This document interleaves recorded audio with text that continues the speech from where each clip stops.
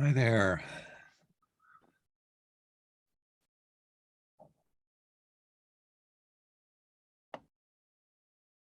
Do.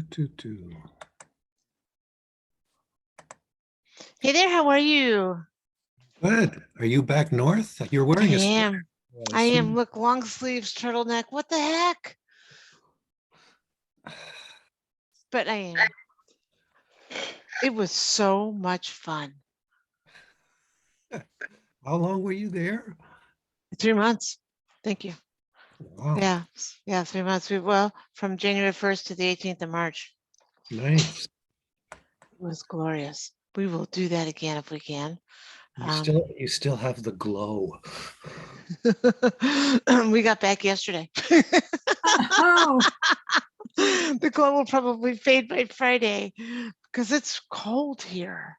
oh no, really? Well, Compared to Florida, is it cold here? it's surprisingly, I don't know why, but hey, it's nice. Look, it's not dark yet. It's almost 7 o'clock. What a gift that is. I gotta get my light going. There we go. Hi, Julie. Hi, Deborah. Great. Deborah, you're gonna be shocked, but you're sitting down.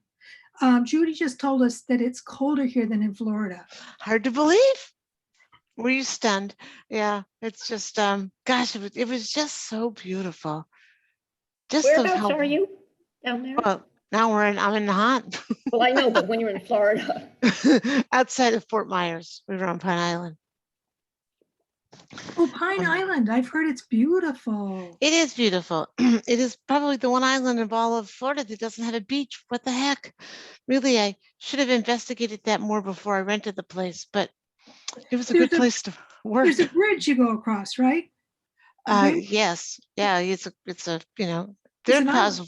their causeway is 6 miles. Yeah, it's a little remote. The perfect place to work. I got a lot of work done. But everything was an hour and a half away because of the distance. Although they don't have the traffic like this.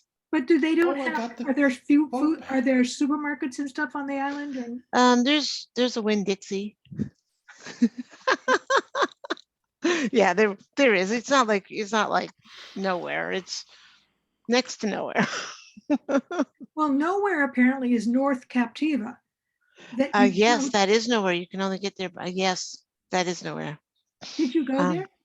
We went to Sanibel and Captiva, but no, going over the bridge to Sanibel, boy, that traffic was miserable. Wow, that rivals going into Boston. That was miserable. Oh. Only you're sitting in traffic. It's 80 degrees. So what? But so it's not a little. It used to be. I mean, I was there years ago, and it used to be a kind of quiet little island. And you're saying it's very discovered.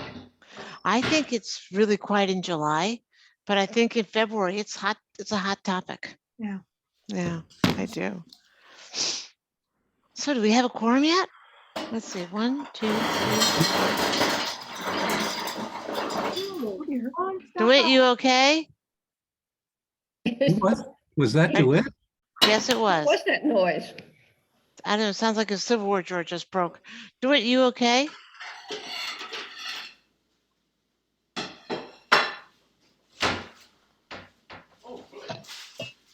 I don't know. I don't know. I can hear him, so.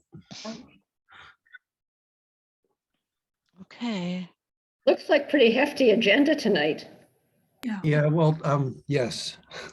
Kind of on purpose. So well, let's call the meeting to order before. Okay.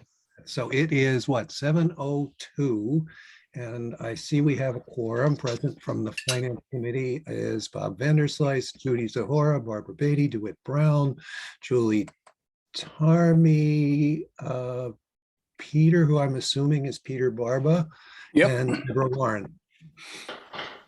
So that is more than a quorum. And yes, you're right. It is going to be a healthy agenda. The Tony and the engineers were going to be here. So actually, before we go, I'm seeing from the public, Michelle Capano, Kathy Martin, Austin Antrim, Tom Simbro. Yep, I'm here. I'm with the engineering firm. You are with the engineering firm. Are you able to speak without the others, or would you prefer to wait for the others? I think Tony has the presentation. He has a little PowerPoint that he's going to go over, and he's going to walk everybody through it. And if there's any technical questions, I'm just going to support him. Okay. All right. Well, yeah. All right. So the agenda was called to be a discussion of water and sewer capital projects and kind of the related financing together with the engineers, general government, which would be Tony and Allison, and the assessors were going to join us. I got a note from the assessors this afternoon asking if they could refer to a later date because they'd rather chat with their liaisons ahead of that. So I told them no problem when it's convenient for them to chat. So they are off the schedule. So why don't we approve minutes? Okay, Bob, this is the point where I need to say something. Oh, I took them and I haven't finished them. They were taking a lot longer than I thought they would. So I promise you, I will finish them up tomorrow and I will send them out for you all to see them. But they just ended up, okay. Julie understands. I mean, it just got to be, oh my goodness. Because we covered a lot. And so I will definitely have them soon, and we'll just have to vote on them at our next meeting. Definitely. Thank you. Listen, Barbara, just grateful that you took them. So thank you very much. Really, thank you. My pleasure. But I mean, Julie is the person. Oh my goodness. Whenever I do these, it's like, I'm like, oh, Julie. Thank you. Thank you. I know, exactly. Okay, so I see Tony and Allison have joined us. And Tony, I think I'm just going to say, look, the floor is yours here.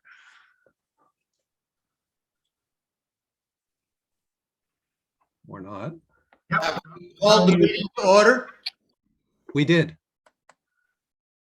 We did. You were okay to do it? Yes, I'm here. Okay, we heard awful noises from your end. Yes. Okay. Tom Simbro, are you on the call? Yes, I am. Okay. So everyone, please welcome Tom Simbro. He is our engineer from Wright Pierce. In charge of guiding the town and all of our our biggest infrastructure capital needs under the sewer system. I am going to, let's see, hit present. Okay, hit exit. We'll start with the sewer presentation. If that's okay. With the is that good with the FinCom? We'll start with that. Yeah, that worked. Sure.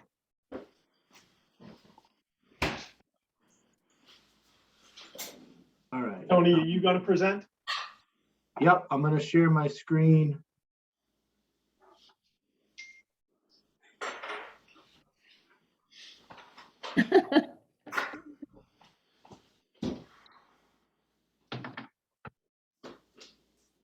All right, can you see the screen, the PowerPoint? I can. Yes, we see them. That is one of the better cover pictures I've seen in a long time. Love Look at it. that, huh? Yeah, can we borrow that for the front of the town meeting warrant articles? Yeah. Yeah. That's our cover picture. Definitely. Yes, definitely.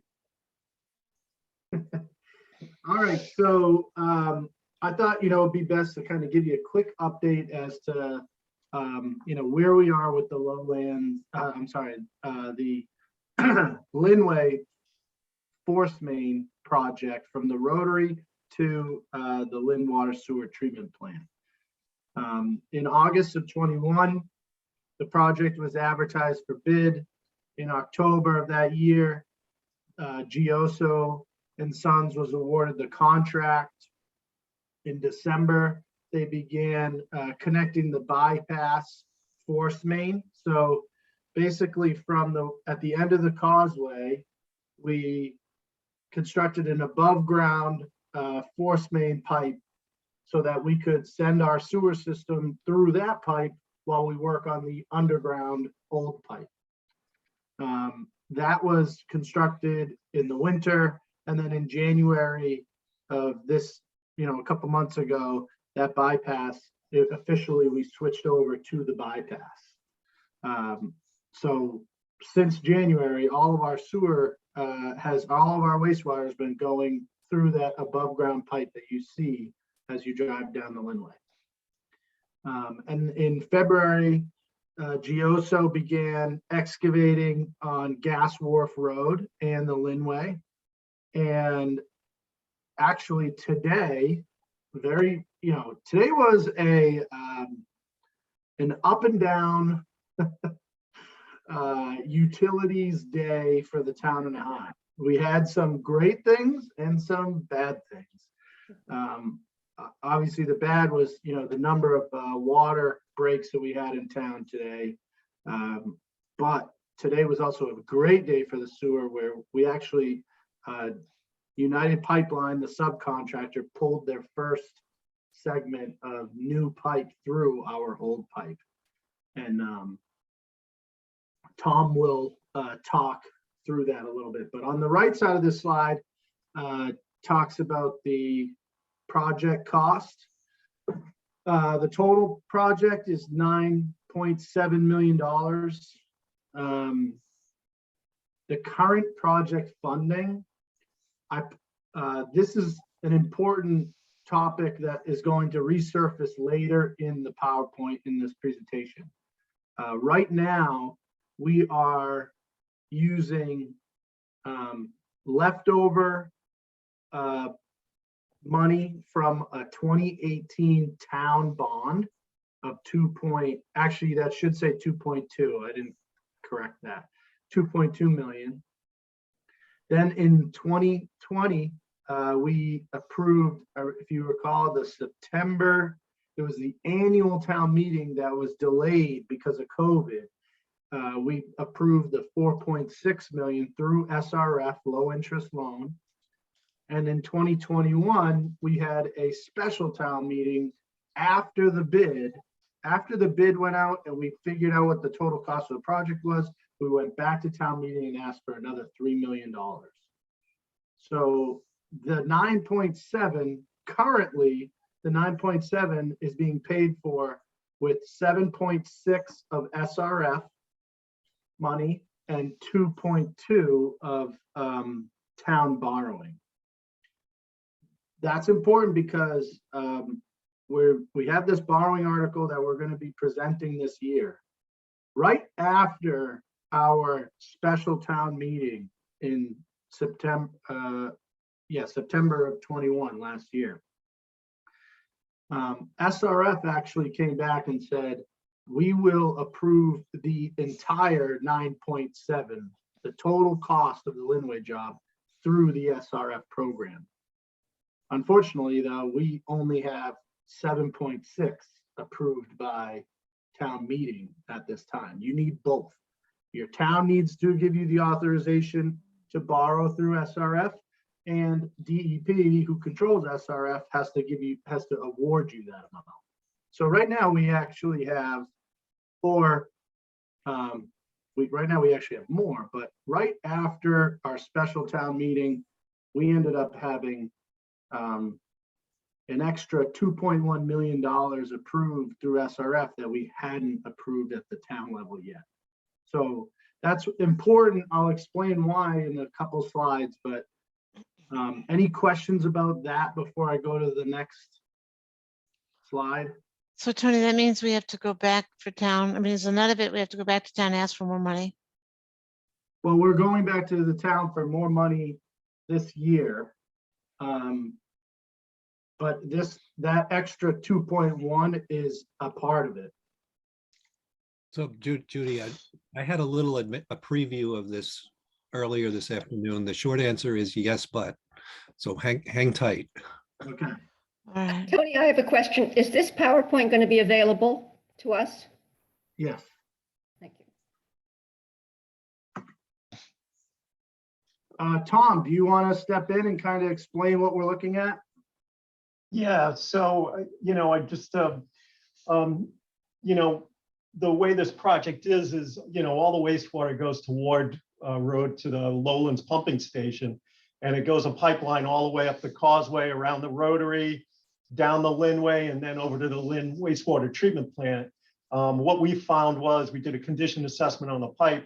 And from the Rotary to the Lynn wastewater treatment plant, the pipe was really in deteriorated condition, both from electrolysis from the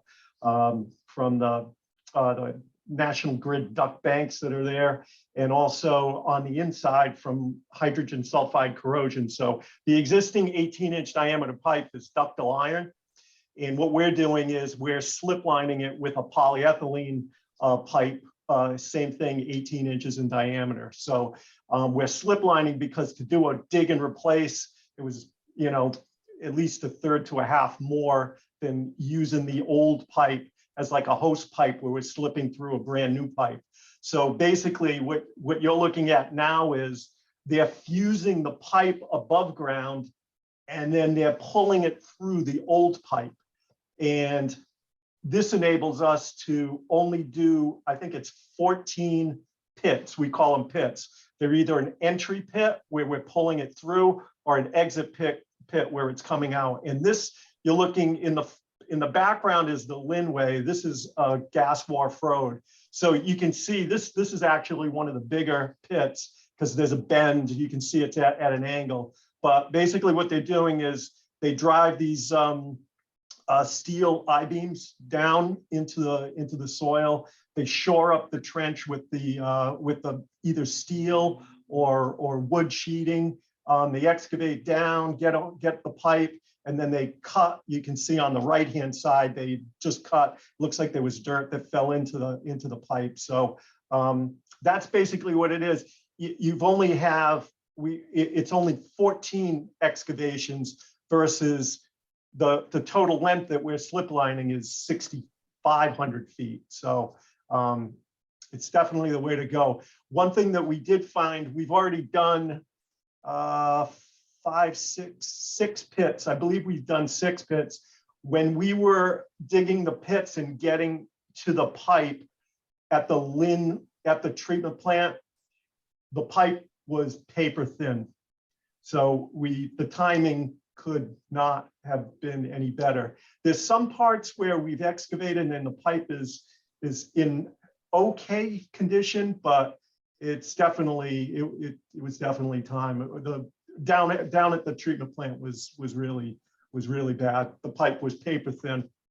So, and this is on the right-hand side, this is, you can see an old precast air release manhole that we're excavating that on the left-hand side, we demoed so that we're going to be putting in brand new air release. All of this work was constructed in 1980, and the line was commissioned in 82. So we're talking a 40-year-old pipe. So that over on the left, you can see the pipe going into the precast structure. The pipe was falling apart as we were excavating around it. So timing could not have been better. This is, hopefully it works. Sometimes these.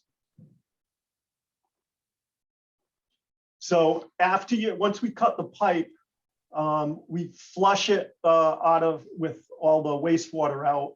And then this is it's called a pig with a scraper. You can see these scraper blades on it. And what you do is you pull this through like 5 or 6 times to make sure that there's nothing obstructing, you're really cleaning the pipe out. That way there's no obstructions when you're trying to pull the new pipe through. So, and then if you want to go to the next slide. Now, the next step to it is this was yesterday or this morning, I'm not sure. This is what they're pulling. This is called a mandrel. And what it looks like is it looks like a bird cage, but the outside diameter of that bird cage is exactly 18 inches in diameter. So after we clean it and we scrape it, we push that, we'll pull that through. And if we can pull that through, we can pull the pipe through. That proves that we can pull the pipe through. So you can see them pulling it out right now, and they pull it with winches and so forth. So if you want to go to the next slide. So here's our polyethylene pipe, the black pipe. And this was this morning, and it's going through, they call that the roller box, right next to where that pylon is. You can see the operator, he's pulling a measuring tape around the pipe right now. You can see him walking with the pipe. And what that roller box does is it takes the 18-inch diameter black polyethylene pipe and it squeezes it down to 17.5 inches. So he just measured it, and if the sound was on, you could have heard him say it's 17.48. So that's compressing it down, and they're pulling it with the winch, and the roller box actually pushes it through, so that now you're going to be pushing, you've got the clearance you need to pull the pipe through. And then once they release the tension on the winch and stop pushing it with the roller, it rebounds like a rubber ball, and it expands out, and it fills that the old ductile iron pipe. And this is them pulling it through. Here's the new pipe right here. You can see way up on the left-hand side, you can see the old pipe.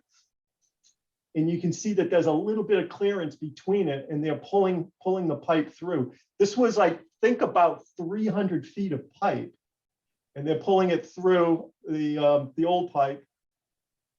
And you can see it's a smooth operation. I think they pulled 200, 300 feet in less than 10 minutes. Wow.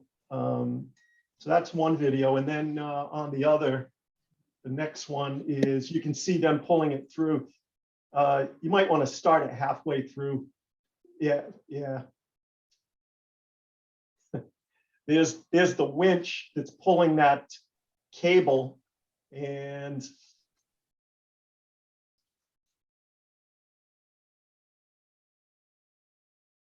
here it comes right now, I think.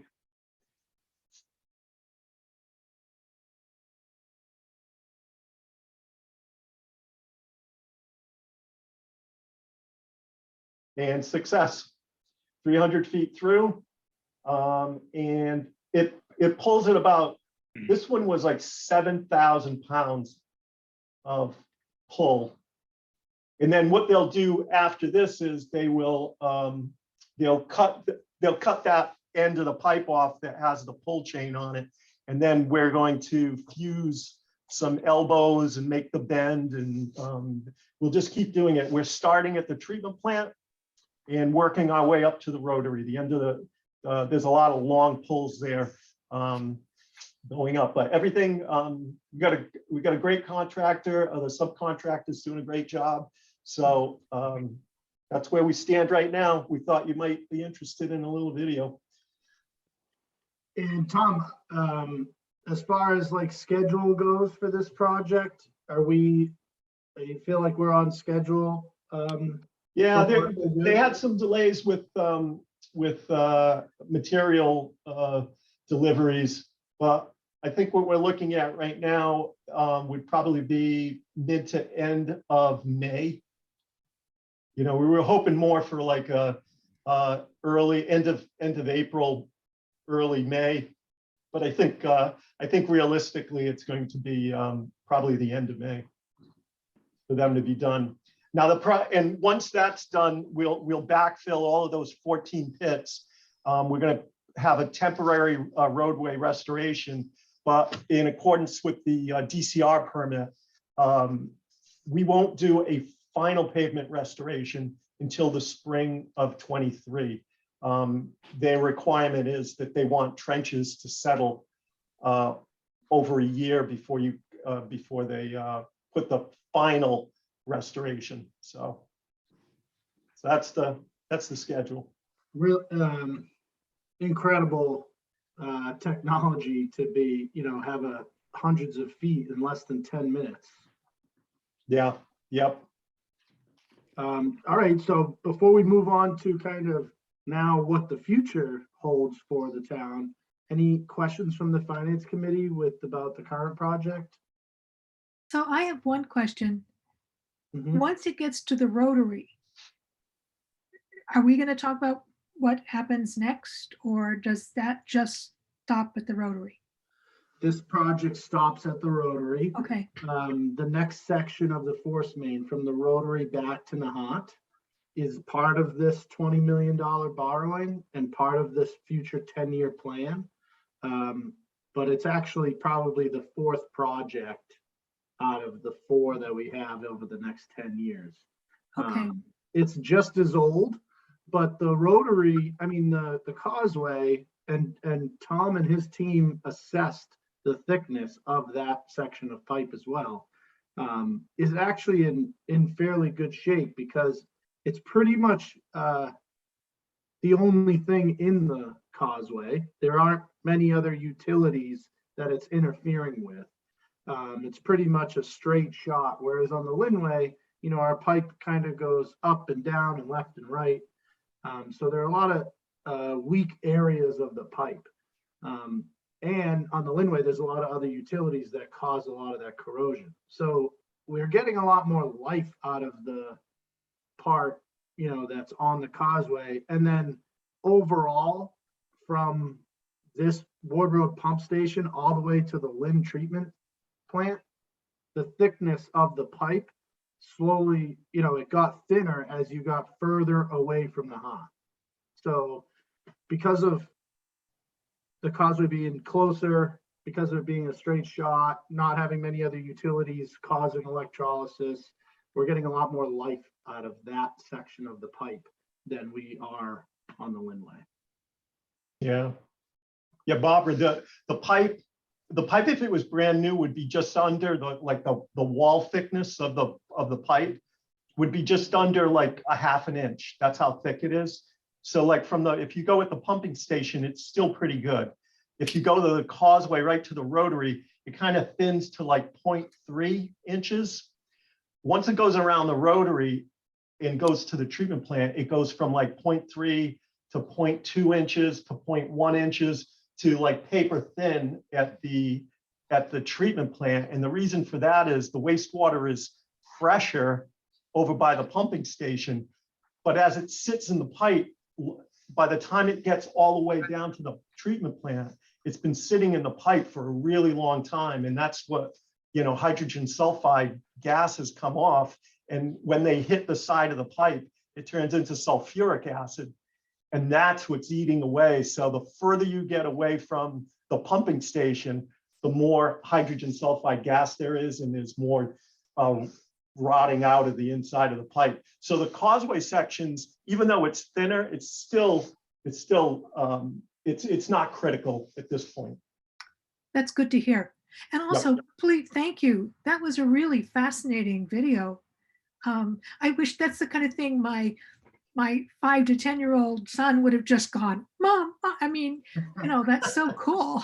It's many of us have been saying that, like, as we, not just 5 or 10-year-olds, all of us adults are watching it, looking at it going, Me wow. too.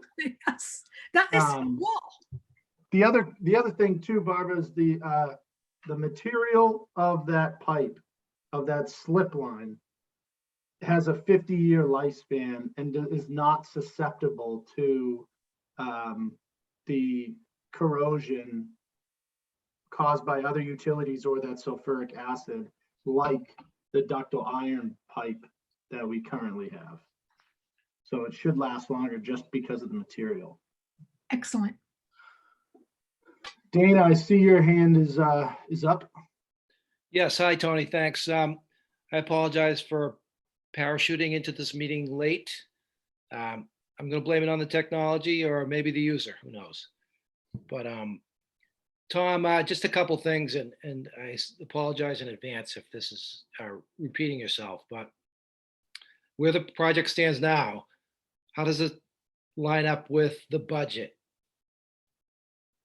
It's right on right now. Yep. I mean, we've got, there's really no change orders to date. So knock on wood, you know, So it's right in line. Would it be under? possibly. We don't see any reason why it would be over right now. Okay, Not at all. Nope. good to know.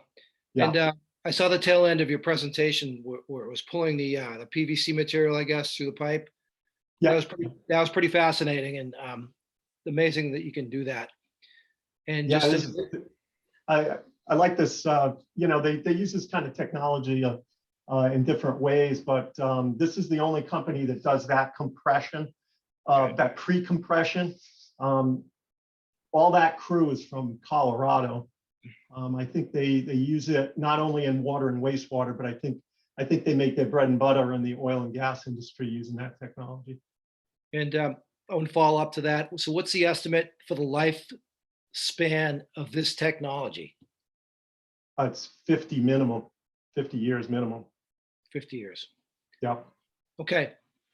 And the best thing is what Tony said. It's inert to interior corrosion from hydrogen sulfide gas. I mean, this is polyethylene. Think of a car battery that's with battery acid in it. That's what those are made out of. And then because it's polyethylene, it has no conductive properties. So all this grounding the end grid puts into that's caused a few of the breaks, it's not going to affect this pipe at all. So In fact, the old pipe that we're pulling it through can continue to rot away, and it will not have any impact on our new pipe. So what's the downside or the risk? none. This is a fully structural liner. Okay. This is a fully structural liner. It's not like one of those thinner wall liners that you use on gravity pipe, you know, to line clay pipe, where it really needs the host pipe to kind of stay structural. This is, it's purely it's great technology. It's great pipe. And you talked about 7,000 pounds of pulling it through the old pipe. Is there any risk for damaging it somehow as it comes through and not picking up on it, or is there a way that when it's done, you can send something through to examine it, make sure it's all structurally sound and intact? Yeah, so that's a great question. What they do is this company, after they pull it through, they put a cap on both ends, and we do a hydrostatic pressure test on it. Okay. So they really don't want to move. If there's something wrong with that pull, they want to do it. They want to fix it. If they have to pull another one through, they will. But tomorrow morning, they're putting a cap on both, and they're pressure testing the pipe. If it looks good, they're going to pull the next one. Oh, section by section. They're gonna, you know, we're gonna use just the 60 pounds of hydrant pressure, which is fine because that force main is only like 30 pounds. It only sees 30 pounds, but we're gonna do it section by section. We're gonna fuse those connections together, the elbows and so forth. And then the contractor, Gioso, is obliged after the job is all complete to do a full run at 100 PSI for 2 hours to make sure that there's no leaks. So, and you know, fused polyethylene is, it's thicker than the pipe itself. So Okay. I think we're going to be in great shape. Well, Tom, thank you for that summary. I appreciate it. It's all good news, and I hope it keeps going that way. Thank you. Yeah, thanks.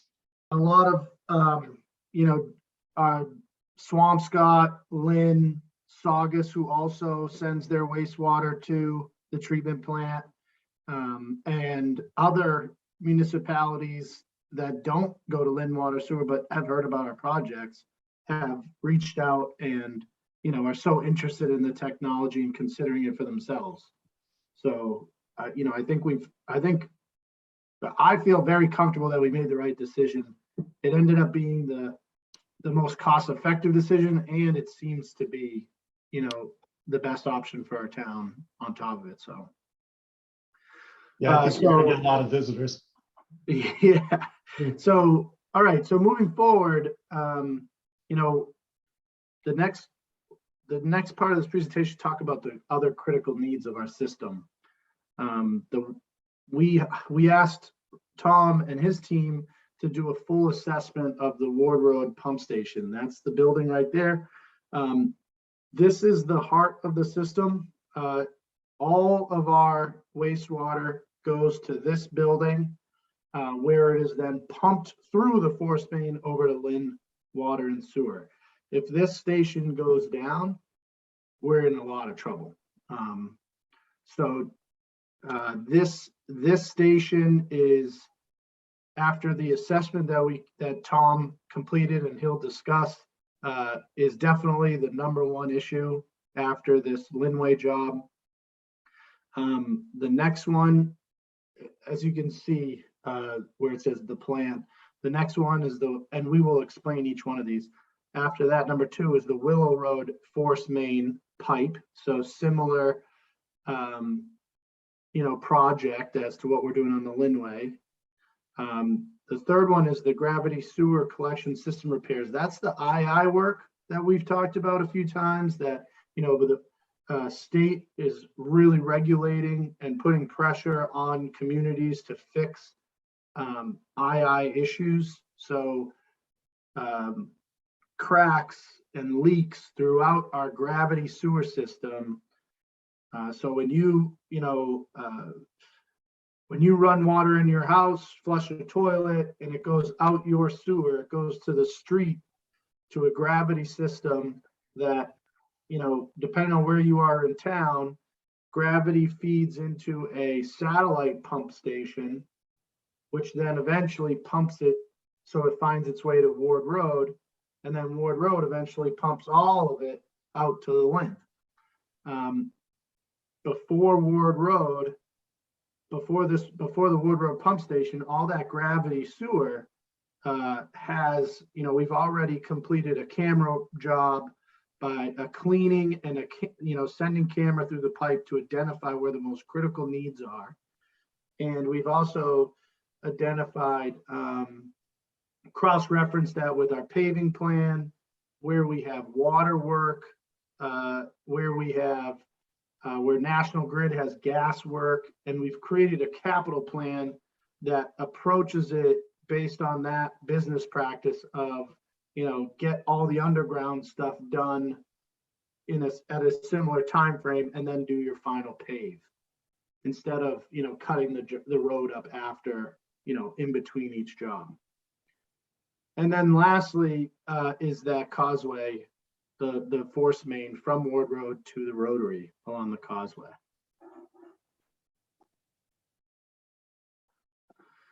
This is, these are the numbers broken down that we submitted to the Clean Water State Revolving Fund in our application prior to Tom doing his assessment at the Lowlands pump station.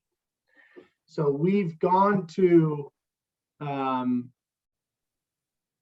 SRF, submitted an application, and they have awarded us the total amount here of $16,250. So as I mentioned before, the 2.1 million that they awarded us right after the special town meeting, plus just in the last month or so, they awarded the most recent application we submitted to them. It's the 16,250 plus the 2.1. And that's how much money we currently have awarded through the SRF program, but have not approved at the town level. And this is how it splits up amongst those projects. When I spoke with the folks over at DEP, they said these numbers are preliminary. They completely understand that. Once you go to bid, the numbers are gonna change, and that they have a lot of flexibility, within this total or even increasing this total. So when I explained to them, that we have somewhere around, 17 or a little bit more than $17 million approved by them that hasn't been approved by town meeting, they said, go to town meeting for more than what we've approved you for, because if those jobs end up being more expensive, we can always increase our award. It's easier than, say, you having to go back to town meeting and ask for more money again. So that's why we're saying a $20 million borrowing is So more I- than enough. Yeah, I'm going to just jump in for a real quick section. So if for the town to actually get this money, receive this money, two things have to happen. The SRF has to approve it, and that's what you're looking at here. And town meeting has to approve the borrowing as well. So you have to have both of those boxes checked before we can actually borrow this money. Correct. And Tony's, I think there's another chart coming up that Yes. that shows what's going on there. Yes. So you'll see, but you can see here that the Lowlands pump station upgrade job, when we applied for this, we had it at 3.8. Tom then, after putting this application in, Tom and his team went and did an assessment of the pump station at Ward Road. And their estimate is much higher than that for the cost of the job. They've included a lot of contingency because of the constant fluctuation in materials and labor currently. But that's an example as to how these numbers can kind of change after you dig a little bit deeper into what the project is. And then if approved and we go out to bid, the lowest bid could be even more than that. So, these numbers, this is how we broke it down in the application, but isn't exactly how it would be broken down at the end of the day if we were to do the borrowing. So I understand that there needs to be some wiggle room. And I understand, I think I catch what you're saying here, but I think town meeting is going to be a difficult place we need to be able to make this very concise and very clear, right? They're going to want to know why you're borrowing several $1 million more than your estimates. And then you're going to, have that clear that we have it well, already I'm not concise, so you'll have to do better than that. But if you could make Well, you're my test, Judy.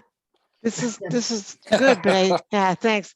But no, I'm not being concise. What I'm asking is that really, we just need to make it clear why we're not why our estimates say one thing and we're asking for another. I think once I get to the final slide, that is the slide that really sums it up, especially for the things I think you guys would be concerned or your questions would be.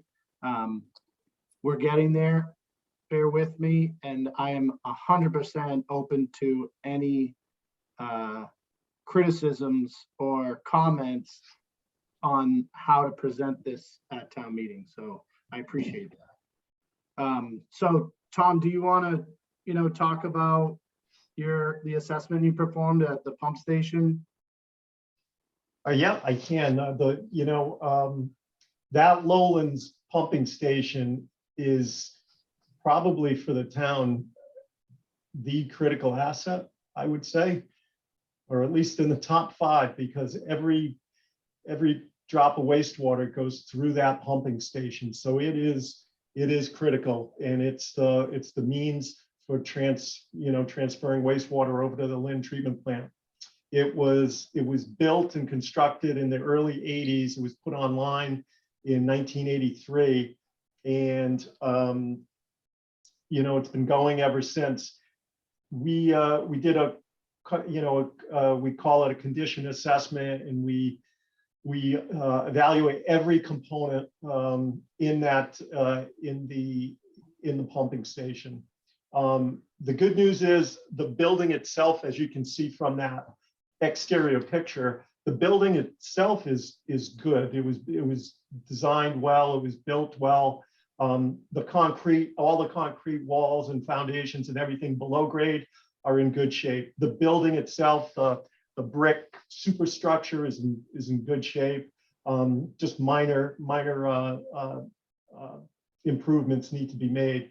But really what's gone, and it's pretty dire, is all the mechanical equipment, the HVAC, the pumps, a lot of the interior piping, and all the electrical switch gears and pump controls and all of that. The generator is out of service right now.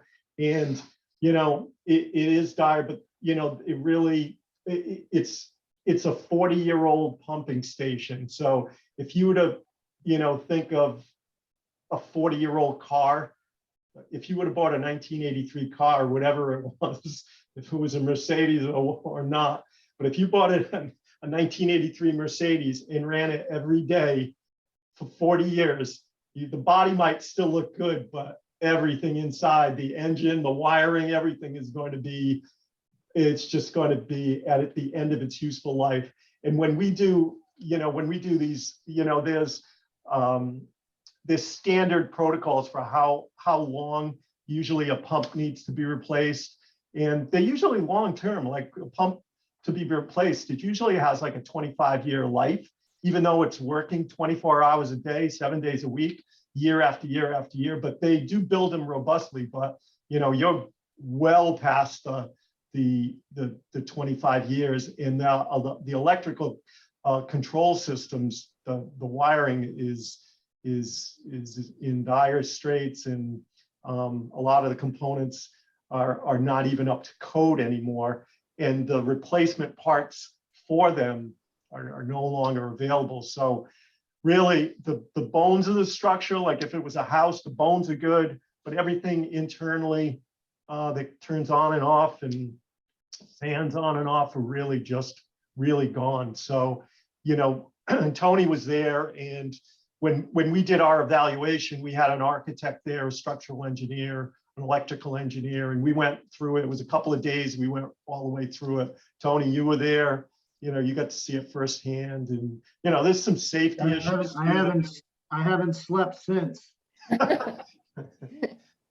So what we're thinking needs to be done is pretty much a complete overhaul, and the best way to do that is to really set up temporary bypass pumps at the station, drawing from like a manhole right outside and then connecting into the force main, and just have that as your pumping state, as your pumping station temporarily. And then that would allow a contractor to efficiently just go in there, demo everything that needs to be done, and then bring in all the new equipment and not have to be trying to keep the station alive. It would cost even more money to try to like keep it alive while you're trying to replace everything. So I think that's the most cost-effective way to do it. I think that's the way a general contractor would want to do it as well. So based upon that, you know, we were originally we're thinking, like Tony said, about 3.8 million. We started putting our numbers together, and it's like, you know, like 4.5. And just because of the volatility of the market, you know, we put like Tony said, we put a hefty contingency on it. You know, my gut feeling is if we design this and it went out, you know, in the fall or you know, for spring construction, I think, you know, probably would be around 4.5. It would be a really nice job for a general contractor, but because of prices going up, I mean, prices for labor and materials are up like 20 to 25% from last year. You know, we thought it prudent to make sure we built in a hefty contingency. So, so that's what we came up with after the really detailed evaluation of the station that we did in February. So, but once it would be done, you know, all the components that would be in there would be, you know, reliable for 25 years afterwards, if not a little longer. So I think getting 41 years out of everything that was there, I think the town, really rang out every drop of that station, but it's in serious shape. I have a question, I guess for Tony. If we get authorized by town meeting, how soon would we be sending out bids, looking for bids for that? I part? have some of that in the follow-up slide, but I mean, we would be doing that pretty quickly. Tom and his team would get right away on to putting together, a design and bid documents. We'd probably be talking like late summer, fall. Tony, listening to what Tom's saying about the equipment, what's our risk now? What's our risk? We have a lot of them, and where we are, quite frankly, like already mitigating a few of them. As Tom said, our backup generator basically suffocated itself because the components of the system have broken down so bad that it died. So we actually have a backup generator hooked up to the building in case we lose power. That we're, until you generously awarded us a reserve fund transfer, we were renting that piece of equipment, costing the town more money. There are 2 pumps there now. We're pretty much running one of them so that the second one is available to us should one stop working. And we can run based on one system, but you're more efficient. The more efficient way to run the station is to alternate the use of each pump. I mean, if this pump station were to go down, we would be in an emergency situation, very similar to when our force main broke multiple times on the Linway. The difference would be the wastewater wouldn't be leaking out onto the Linway, it'd be leaking out into Nahant. It would be on Ward Road. So then you're dealing with a major environmental issue as well. So the risks are very high. Tom, put together some urgent critical repairs that we're working on. What did that add up to, Tom? Like 50? It was near term. It wasn't big money, but it needed to be done right away for operational issues and for safety issues. Yeah, and I think it was about like 50,000. Yeah. So we decided to pull some of the funds from that 2018 borrowing, $50,000 from there, so that we could get those critical repairs done immediately. But yeah, we are. We knew it was bad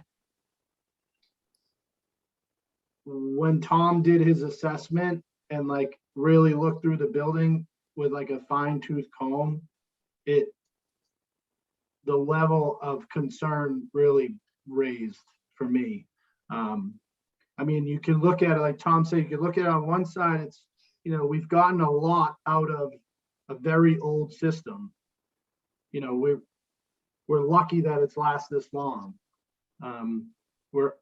There's no question about that, Tony. What I'm asking is if bids go out, the work doesn't start until next spring. That's another year. So my question is, can we hold out another year? If this got approved, if funding got approved at town meeting, even if we go for town meeting for $20 million and there's concern on the floor, and for some reason that $20 million didn't pass, I would be standing up, asking for reconsideration and really pushing for enough money to get this and at least, start looking at the second job, the second priority, the Willow Road force main. Because this really, we can't wait. Put it this way, the money we just asked for that we're utilizing now for the Linway was a reactionary request. This is a proactive request that, we really can't risk a reaction, reacting to this falling apart. So Well, it's extremely important that we get. So two questions. One is, if we had to do this under an emergency situation, and I don't know if certainly, I don't think anybody could pull a number out of their hat, but what would emergency, if we had to do an emergency replacement of this system, how much extra money would it cost under an emergency situation? It would depend on what failed that caused the problem. I mean, I understand, there's two pumps there, one pump fails, we got to buy a new pump. I'm looking at the picture that's there. I don't know if that's the actual pump, but it looks like a pretty sizable motor. But you also talked about the piping. Well, if the piping fails, you pretty much have to I'm guessing you pretty much have to do almost the entirety of the job. Yes, you could reuse the pumps, but the problem that we've gotten into is, and you just said it, Tony, this has all been reactionary. All the stuff on the Linway is reactionary. And how many force main breaks did we have on the Linway, and how much money did that cost before we actually got to this relining project? Over $1 million. Over $1 million that we spent in reactionary. When if we do it proactively, maybe in this case we can save $1 million or $500,000. I mean, I think we need to, obviously move forward with it. The other question is, the bottom line of your project benefits is energy efficiency. Again, I'm looking at the size of those motors and running 24 hours a day, 365 days a year. I'm guessing we'd be able to get more energy efficient motors, more energy efficient controls. Any idea what kind of savings you think we might see over, a year when it comes to not that it's a huge part of this, but it is a benefit. Yeah, we've done that. Let me talk to my electrical engineer, because they've run those numbers before. Because sometimes like National Grid will come in and say, if you replace the motors with, just out of the blue, if they have grant money available, if you replace them with high efficiency motors and better, VFDs and switch gear, they'll give you, they can give you 25,000, 50,000 just for you to do that. So, and during the design phase, we'd be looking for any of those kind of opportunities. But we could calculate, what a high efficiency, I forget what this, I think it's a 50 horse, I believe it's a 50 horsepower electric motor versus the one that's there that's, just a standard duty electric. Opportunity for solar? So what was that? Opportunity for solar question mark.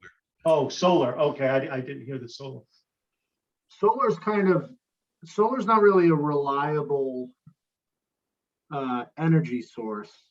And this is yeah, you would have to, right, you'd have to figure some sort of a Battery backups and yeah, to account for the vagaries of solar. But I mean, getting rebates back from the utility on this. Yep. I mean, if that's part of the whole design process, again, that's 50 grand is 50 grand.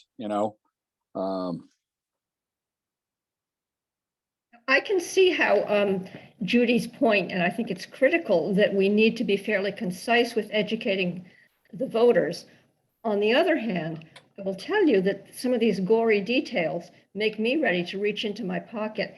And I do think that we don't want to be too high level about it when we're trying to convince the public about how dire our needs are. Mhm. I mean, Yeah, I, that's part of the, process as I go through these public meetings of trying to figure out, how to sell it. And, obviously I probably wouldn't be going through the whole overview of what we were doing on the Linway. There's a shorter version of this, but I wanted to give you guys the full picture. Well, I agree with Deborah, Tony, and I think the part of the problem here, and if I make this may not be a good analogy, but when you go through what now the tunnels of where it used to be the expressway, right? You can't see this. So it's like out of sight, out of mind. It's like this stuff just goes on underground and we just assume it's going to be okay. And we don't have to look at or think about, oh, what if something really happens, which could. So I think seeing some pictures is very useful because I think people need to start visualizing the underground workings so that they could see something could go wrong at any of these junctures. And if it does, oh, So I think Dana, you're I know right, Barbara. Dana- You're spot on, right? So pictures help a ton. It's just pictures, not quite as many words. There's a lot. There's so much here, and Tony's great. It's tricky. It's going to be tricky. It's an oxymoron, right? A detailed summary was what we're asking for. So, speaking of pictures and stuff, I know Dana, I see his hand raised and I know he scanned the Bible that Wright Pierce produced after their assessment. So Dana, do you want to weigh in on? Yeah, I was just kind of letting people ask questions that aren't as dialed into this as me and Bill Brown have been. But wanted to cut back to the contingency. Tom, I see that there's a 10% construction contingency built into this. And then there's I think it's a design contingency of 30%. Is that right? I think could be reversed. Is it 10% for design or 30%? I forget how we did it. Yeah, the total's like You could 40. be right. You could be right. Is it 40% altogether? I think we were a little we're gun shy for this one. Okay, that makes sense because of the inflationary environment and all that. But so I think the committee and the town would be interested in that. We know that there's a range of outcomes here depending upon what's uncovered in the construction. Anybody who's gone through a renovation of their home, they start out with a budget, it's X. Then they get halfway through, oh, you need to change your wiring and plumbing and all this, and then it goes up, 50 or 100%. So we understand the contingency there, and we're going to rely on you and Tony to manage the project and just to keep us informed along the way. Yeah. And we would hope that some of that contingency was just being conservative, and we don't have to pay the 5.2, 5.3. Yeah. For this project. Could you just comment on that briefly? Yeah, and to be clear, design contingency isn't our fee. I know what our fee is going to be. It's just that when we end up getting into the details of doing the design and we're out there, we may see something that we didn't pick. I don't think so, but we usually like to something that we didn't think about at the time. But it's not going to be our. It's just going to be a design thing that we had to add. And then the contingency is just when you look at the market and what you feel, is this a project that you're going to get a lot of contractors? I think you'd get a fair amount of contractors. If it's a project that only 2 contractors are going to be bidding on, and there's not much competition for it. So, so there's the design, like if we see something in design that we didn't see before, and then there's just general contingency. But as far as our design fee, we do these, it's going to be the same no matter what. So, but, you know, to your point, my gut feeling is this would probably come in right now. If we put it on the street in the fall, it's probably going to come out 4.4, 4.5, 4.6, because we can get contractors to look at this who are local and who would be interested in contractors who like to work with us. So that's what we'd be. But the wild card is, you know, Dana, when we when we did our original estimate last year, and we got the fusing pipe, and they told us that it was going to be 1.2 million.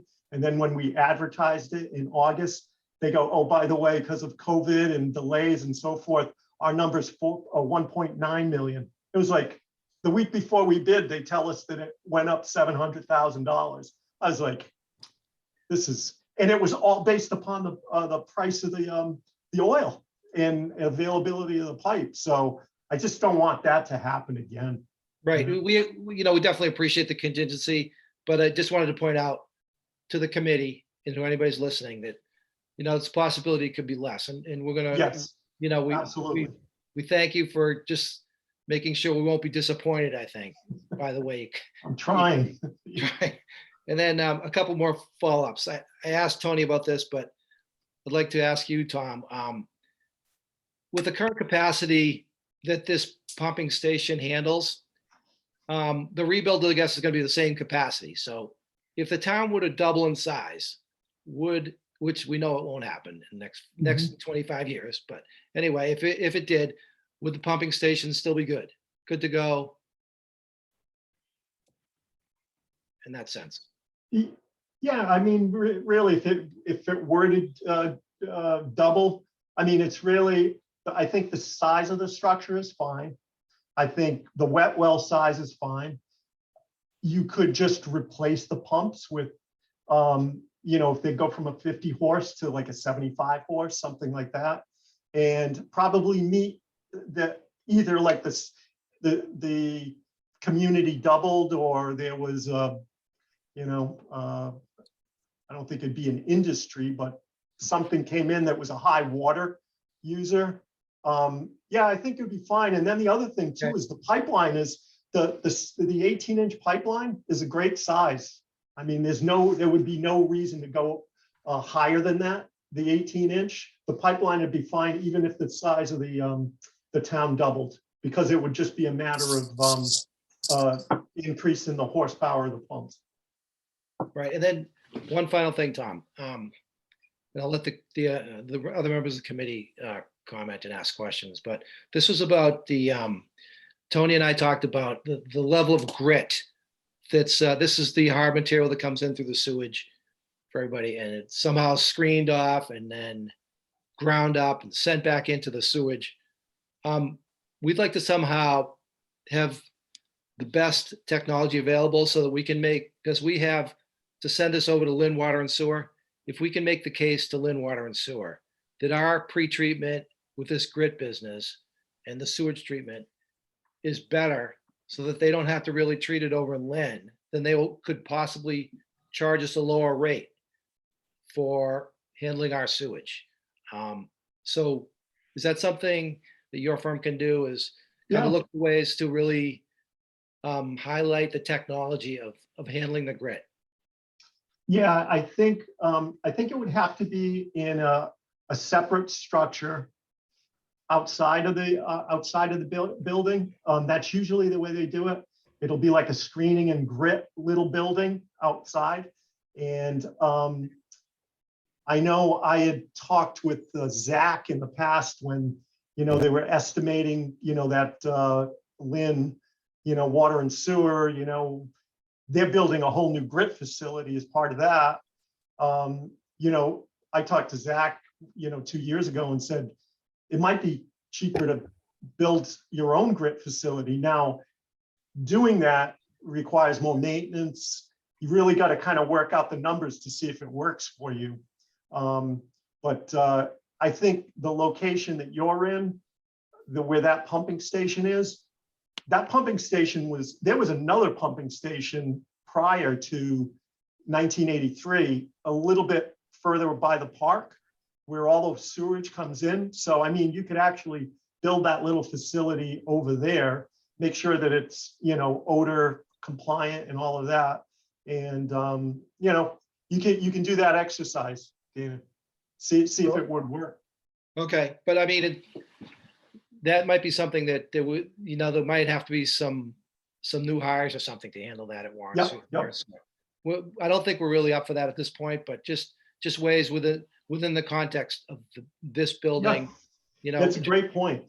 You know, Because I think Swampscott was thinking about, you know, if they could do the grit removal where they are, but it's impossible because they're really like on a postage stamp lot, and there's a lot of it's surrounded by residential, so it would be really, you'd have to have a really tight system where you're in a park location, and you've got, you know, a much bigger, you know, open area. So it would be a heck of a lot easier to do something that could take out the rags and grit at the station and still, you know, contain any odors or anything like that. And there's a double benefit for that, because if you're pulling it out of prior to it going into the pipe, that's less buildup that's going to be in your pipe that's 16,000 feet long that you got to push it through. So, okay. but that's something for you, for the town to consider. Well, Tom, for what it's worth, I just wanted to say thanks for coming to talk to us and help Yeah. us understand this. And I know it's kind of high level questions, but you know, we're keeping an eye out on the bottom line, and we're glad that we have your firm and you to help us manage this project. And we wish you all the success. Thank you. Oh, I thank just want to ask one other small question. If we're talking about this grit screen removal, what happens to the grit? So what typically happens is it would be it's a prepackaged screening and removal. It goes, the grit and the rags, they get dewatered, so they're not like saturated. So they kind of get dewatered, and that water goes back to the pumping station. And then once, it's almost like having a dumpster kind of that has a cover over it.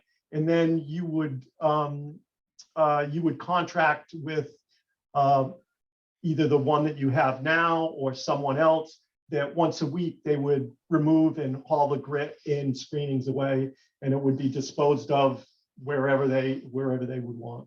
So it would go into a landfill or something like that. Yeah, it could go to most likely a landfill that receives grit and rags. Sure. Okay, thank you. And I want to ditto what Dana said. This has been extremely useful, and thank you so much. Yeah. Yeah, but Thank you. we're not done yet. And Okay, fine. DeWitt has had his hand up for a while now. Yeah, but I just wondered if, this, you can say no, but I just wondered if there was any consideration of an entirely new Ward Road pumping facility, including grit and including bigger pumps, but rather than repair. Thank you. This is directed to Tom. Yeah, you could, it'd be kind of a shame. The building is so good. And to build a new one, with all those facilities, you're probably talking, maybe like 20 million. Just because You answered the question. I'm sure, like, just to construct it, first of all, just to dig the hole, shore it up, dewater it, that's probably $1 million just prepping the site. Put it this way, we don't need more space. It's like, if this was your house, it's not like we need more bedrooms or more bathrooms, or more space, living space. we just need to gut the house and rebuild it from the inside out because it's at its end of life. Those things that you're bringing up are good points for Tom to include, and when he's going through the design to consider as like an alternative for us to think about, but aren't the like core needs that we're trying to address. But they are good alternatives to consider during the process. All right. Tony, I'm going to jump in for just a second before you go on, and I'm going to jump or tag on top of what I think Barbara and Deb Warren have been saying, which is, and Judy too, that these details are good. They really tell a story, and it's a really visceral story. But I would suggest we need, right up front, we need the big picture. We need whatever the 4 or 5, but no more than 5 key points of what we're talking about. So I think we're saying, look, the town has spent a boatload of money because up to now we have been reactionary. Number Well, 2, we want to start being proactive rather than reactive. Number 3, we're asking for more money than, we're asking for a lot of money, but it's going to be spent across a number of years, not all at once. And 4, there is a plan. There is a plan behind that big amount of money that we're asking for in one gulp. Definitely. Keep in mind, every year, like when these large articles come out, like I kind of, I give you guys as the FinCom the larger, more detailed presentation. When I go out to the public, I'm doing a smaller version of that. And then come town, like the whole goal is that come town meeting, I can do a 30-second version of it. Yeah, exactly. So, yeah, we need the elevator speech version of this. yes, and you will get it. Unfortunately, you have to bear with me and listen to the I know. speech. Yeah, it takes a while to synthesize it. I get it. All right, go ahead. Okay, so the second I most, think Peter has, oh, Peter, Yeah, I put my hand down. I don't want to beleaguer the question, but this screening, filtering, rags, whatever system, wouldn't it be prudent that if we were even considering it to go to Lynn first and say, hey, if we put this system in, what type of savings would we get? Because it doesn't make, I'd hate to, add this to the project, put it in thinking we could glean this great savings. And then all of a sudden Lynn says, yeah, you can save like 5%. And then it's going to cost us 17% to actually do it.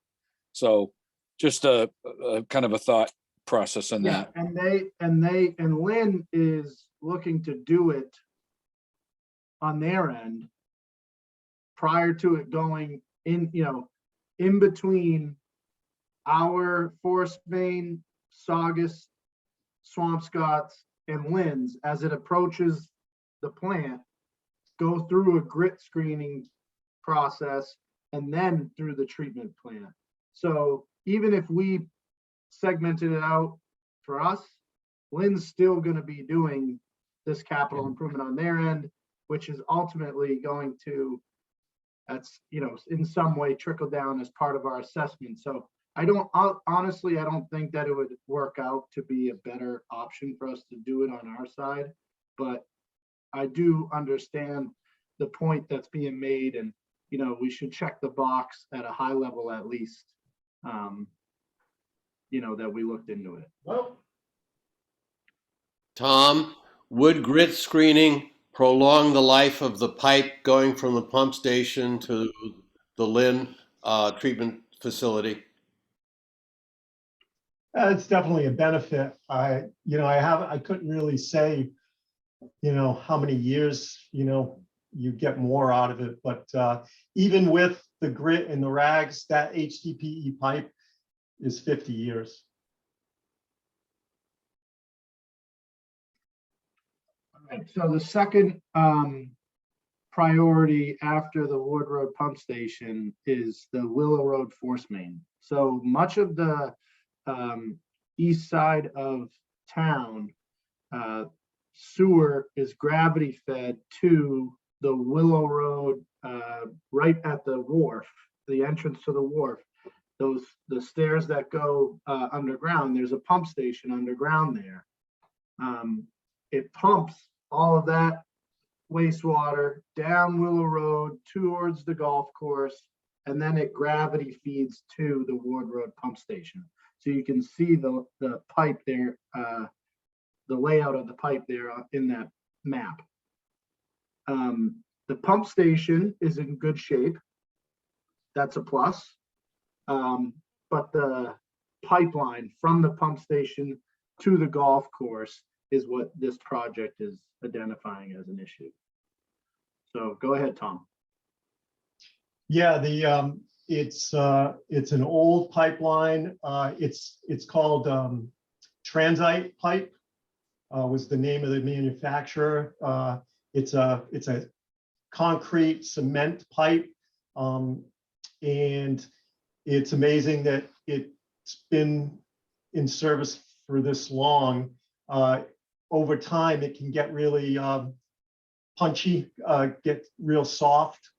I think there hasn't really been, I think there might have been one break recently, or maybe a break and a half, but you know, the thought here is that it's going to be, let's be proactive, because this is a 60-year-old pipeline that's made out of something that really wasn't made to be, especially in a wastewater application with hydrogen sulfide gas and corrosion. So the plan for this one would be that we would build a force main next to the existing one, probably on the other side of the road, on the harbor side of the road, the cove side. Install it, and that would be polyethylene as well. Construct it, and then do the switch over, and then just abandon the existing pipe in place. But we would probably do a couple of test pits and fill the old line with like a flowable fill type of product, so that we could abandon it in place. And one of the benefits of that is we can keep the old line in service, thereby not having to set up a whole bypass like we had to do with the Linway job. There's enough room where we could construct it, and for a job like this, it would be pretty quick. And I think that's the most cost-effective way to do it. So there wouldn't be a need of bypass. It's a pretty simple job. Yeah. I'm going to speed up through these next ones. Number 3 is the II, the gravity sewer system. That's that infiltration, inflow and infiltration that we are required through DEP and the pressure through the regulators to make efforts on repairing. And that was, remember, we had a bylaw that we introduced last year, and we've done the camera work, so we've actually designed this already. And then lastly, it's what we talked about at the beginning of the presentation is the Causeway portion of the force main. It's a 10,000, well, Tom, you can explain it. Yep, 10,000 feet, but it's wide open. Most of that is like from the Ward Street pump station to Little Nahant. It's in the road, but after that, it goes right into the parking lot of the beach. So, I mean, we could be doing like 2,000 to 3,000 foot pulls right through that beach, and really straightforward. And right over by the Rotary and the bathhouse, we have the way we designed it was we have all the valving in place to make it a real seamless connection. So this would be, you get a lot of bidders on this job. This would be a piece of cake. I think the Linway one scared a lot of people off. So I think that's about it. Yeah. All right, so this is the slide that we were talking about that you guys were asking about. The top chart here talks about our current funding sources, and the bottom chart talks about the future projects. So as you can see on the top chart, in 2018, the town borrowed $4.09 million. 1.89 of that has been expended, and there's a balance of 2.2. That was bonded through the town. It did not go through SRF. That was in the spring of 2018, prior to me becoming the town administrator in August of that year. In 2020, in that town meeting that was delayed because of COVID, so it ended up being in September, we had our first SRF borrowing request of 4.6. We're spending that right now on the Linway job. And as Tom had mentioned it in an earlier slide, we've spent about 1.9 million of that so far. That goes through SRF, low interest loan, much better interest rate than the previous borrowing that was done through the town. Approved by the town meeting and approved by SRF. Then in 2021, we had the special town meeting where we went back to the town and said, we just bid the Linway job out. It's going to cost 9.7. We only have, 6 or so. We need another 3. So the town approved it. It might have been the quickest town meeting in town history. It passed unanimously. And then immediately after that, SRF said, we'll just give you the full amount for the entire project of 9.7. So that next row of 2021, I wrote it as amount approved as 2.167852. It didn't come in as a separate approval. They gave us 9.7, the total cost of the Linway job. But that's the difference between what we approved at town meeting and what SRF had approved us. So if you scroll over to the right, you can see, we don't have approval for that amount yet. And then the last amount, I put 15,265. Actually, I think it's the 16. I just did the construction cost and not the design, but so I'll have to update that number. But that's the most recent approval. DEP included our application in their intended use plan at the full amount that we applied for. So that's been approved by SRF, not approved by town meeting.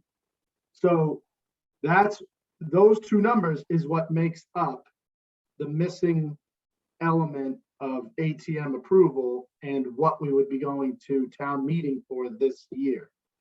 As I mentioned earlier, SRF suggested rounding up, go even higher than what we've approved for you, because these jobs, especially one of them being 5 to 10 years out in the future, the cost could increase. You're better off having the approval from the town.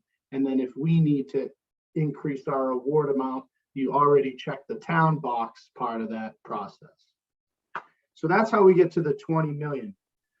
And I think the next question that I would ask if I was on the finance committee is, well, how does that debt get programmed into our annual costs? Well, if you recall, the SRF program is kind of like a construction loan.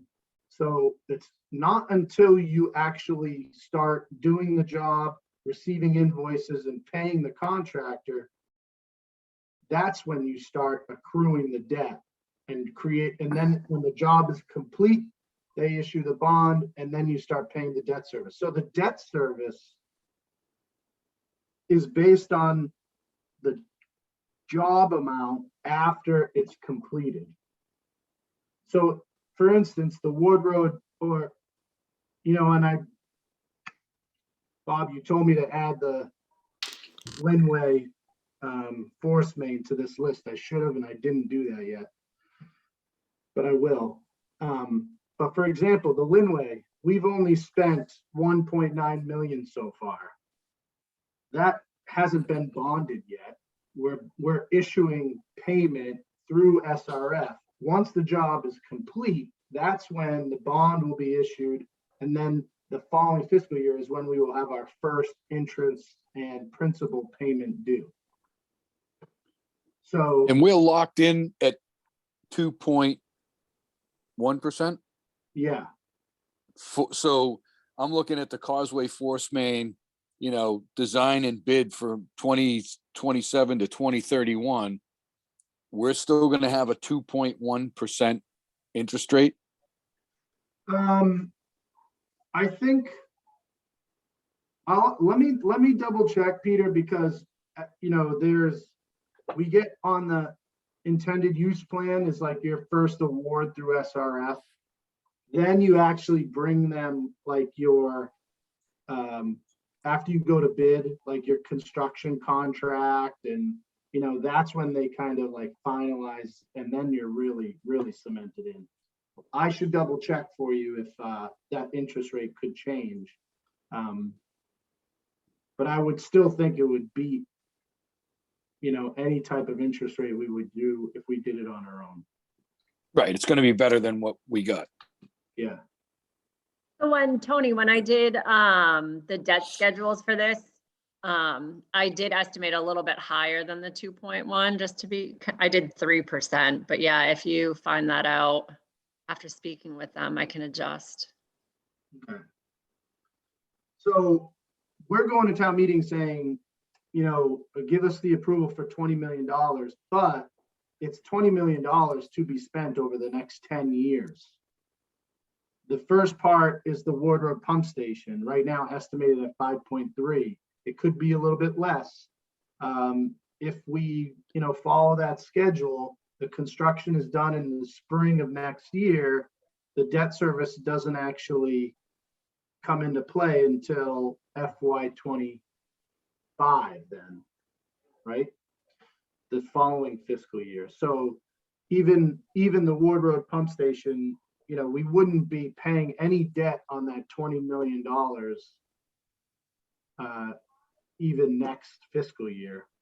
It wouldn't be until the following. And then, it would build year by year based on the projects that we accomplish and as we start paying for them. So then after that is the Willow Road force main. Simultaneously and after that is gravity, the II work. That really 1.7 is like the low end, but it's the base portion of the most critical needs related to II. Once we put it out to bid, we'll have a better idea of how we're going to phase that construction. And then lastly would be the Causeway force main, which, as we said, probably, based on Tom's assessment, it has like 5 to 10 years, call it 7.5 years of life before it becomes a critical need. And the beauty of this is if that Causeway force main starts to have problems, we have the funding pre-approved to go ahead and fix it before we start paying these $1 million repair bills. Yes. And if any of those projects kind of fluctuate in cost, we're awarding a total amount. We can kind of work within those goalposts.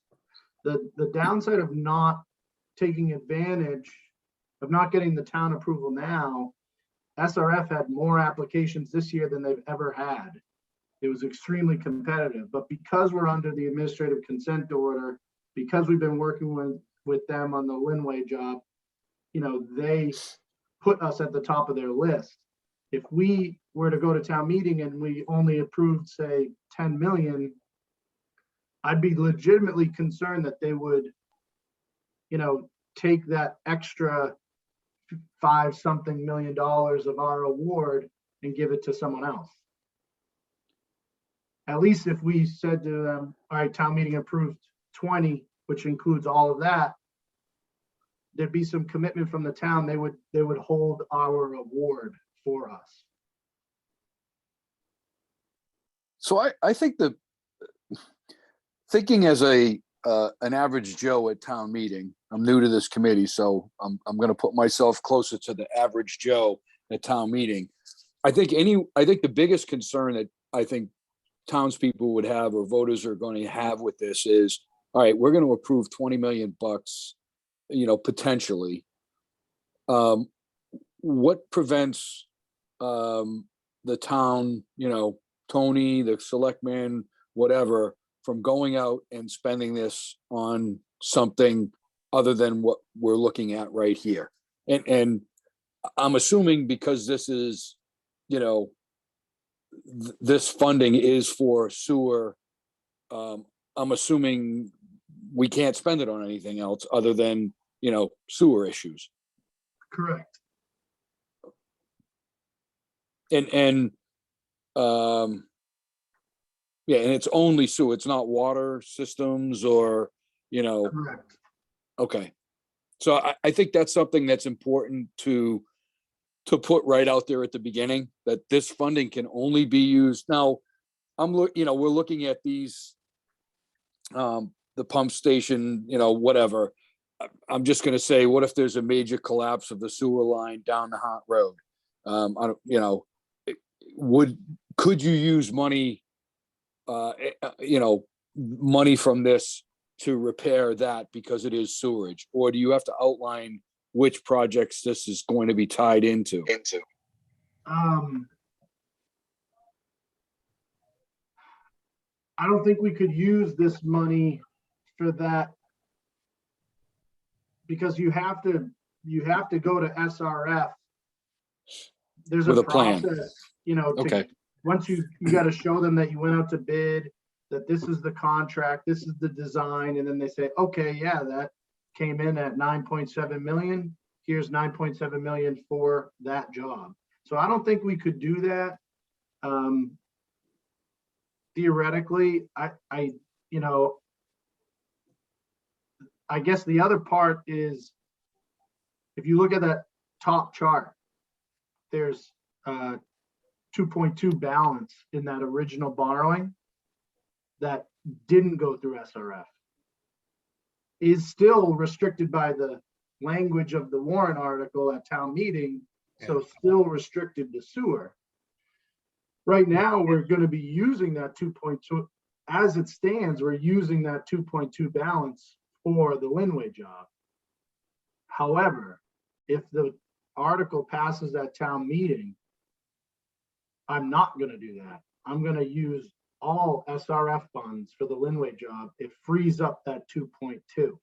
So then we can decide, with that 2.2, if we're going to use it for, should we just pay it down? Do we leave it in reserves for emergency situations, like throw it into, a sewer retained capital account or something like that, and kind of leave it as a safety net of something like that? And it's a little bit more broad, Peter, than like having to go through SRF. But the Yeah, I get it. the article we're asking for here will specifically say has to be for sewer projects, has to be borrowed from SRF. At Yes. minimum, it's going to be those two things. Well, it's going to, Be specific projects as well. it's the article language is going to be exactly like the language we had last year, except with a different number. Is it going to enumerate specific projects for which it could be used? I don't think it got that specific.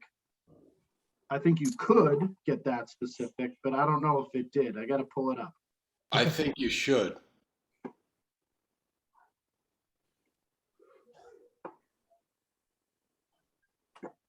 Like we had today. We don't have any other pump stations, right, Tony?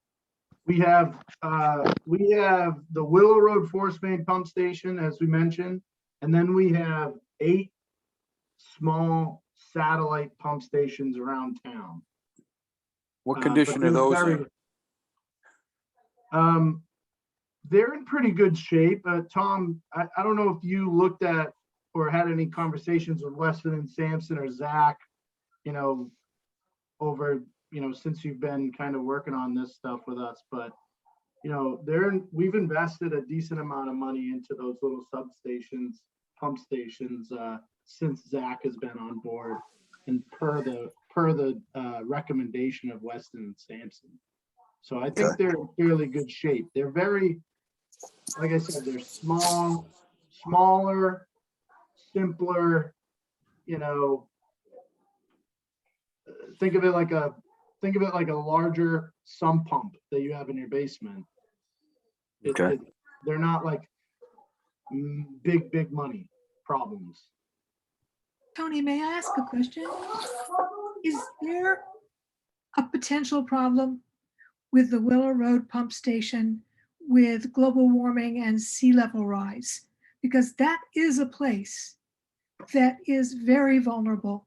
It's very low down, and during storms, Willow Road floods terribly. So if we're putting a new pipe along there, and it also comes from the pump station, that whole area floods. And you know what's happened to the seawall there. So I'm just wondering if that is a contingency problem, particularly with that project. I mean, anybody who goes along there, lives along there, knows that that's a potential serious problem.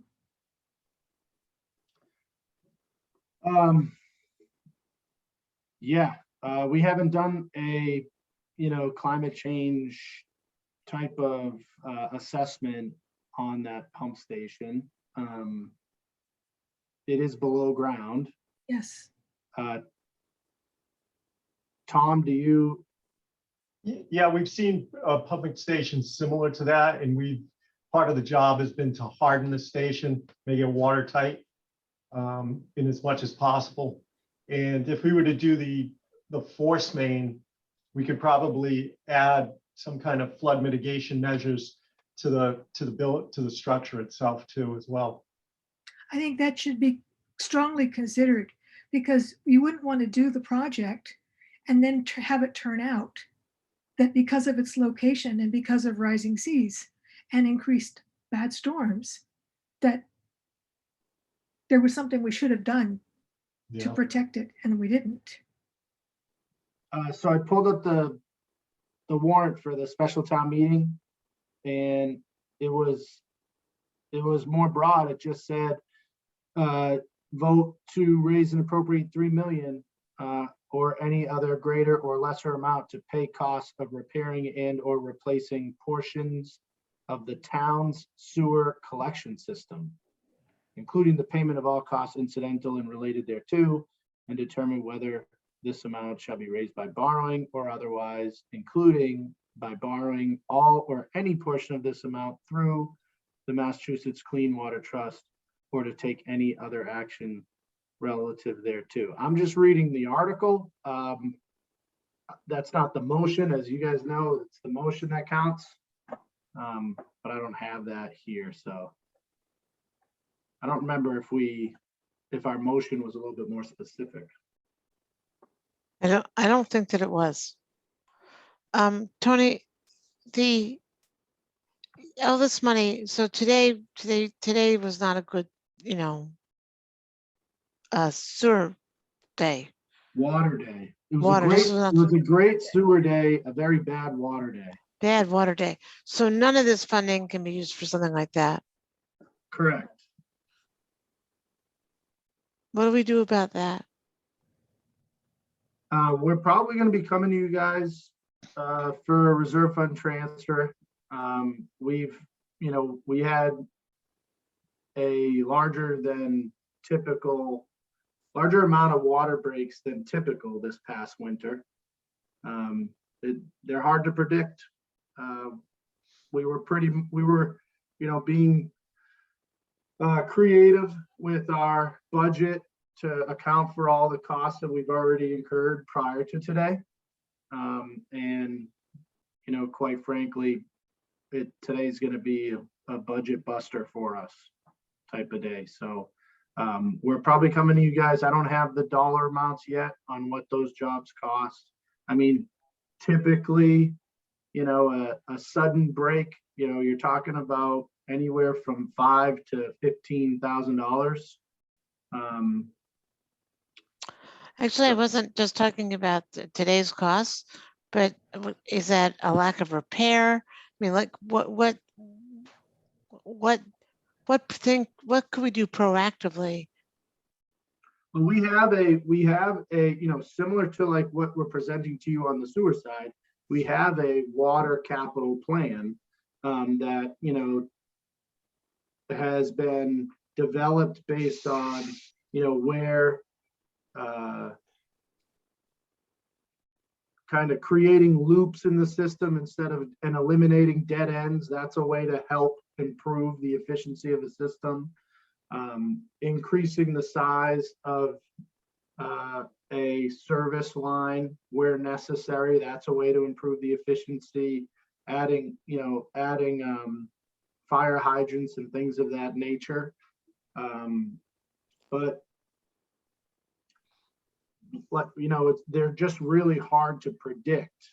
A water break could happen, you know, sometimes on a newer pipe, and the older pipe is fine. You know, it's just they're accidents.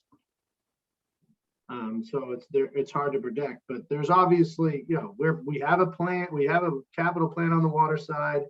We utilize the 0% interest MWRA program for that, for those jobs. You know, we've in the past 3 years, we've replaced Howe Road, Furbish Road, 40 Steps Lane, parts of Willow, Fox Hill Road is next, Emerald Road is next. So we have like a number of different jobs, but there's maintenance procedures and things of that nature that, you know, can help improve the life cycle of a system that we do. That probably wasn't. I don't want to comment. You know, I haven't been here forever or for that long, so I don't know. You know, how well those maintenance procedures were being kept up in the past, but those are the types of things you try to do. I mean, every town, we're not the only town. This has been a weird winter with water breaks. You know, after today, speaking with other towns, speaking with the MWRA, you know, I think part of it is this last year, we had a lot of rain, and the water table is a little bit higher than usual this winter. So with that freeze and thaw, I think a lot of communities are seeing more breaks than usual, but that's not the only thing that can cause it. So Do we know what caused it this time? no, we're looking into it. It's a little too coincidental for me to be comfortable with. So, you know, when something like that happens, it can be caused by a sudden change in pressure in the line. You know, what could cause that? There are a million different things. So it's just weird. It happened, it was 3 a.m. So it wasn't like it's not a regular time for people to be exercising, you know, valves or changing the pressure. So I'm not sure where it came from or if it was just a coincidence.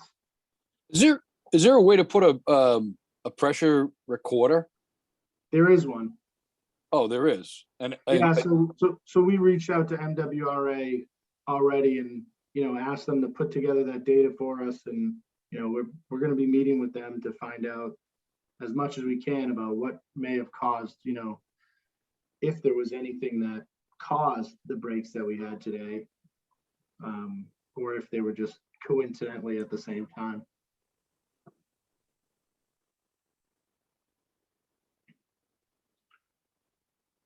Tony, question, just a brief question about paying back the debt. What percent of the payments would come from general fund, water and sewer fees, and any grants that we're going to apply for state or federal funds? For the sewer borrowing article, Yeah, the slide you just had up.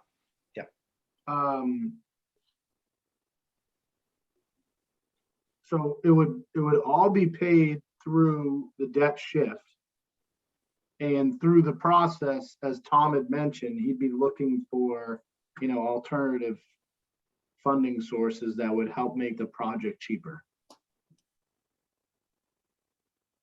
Any grant opportunities, grant applications?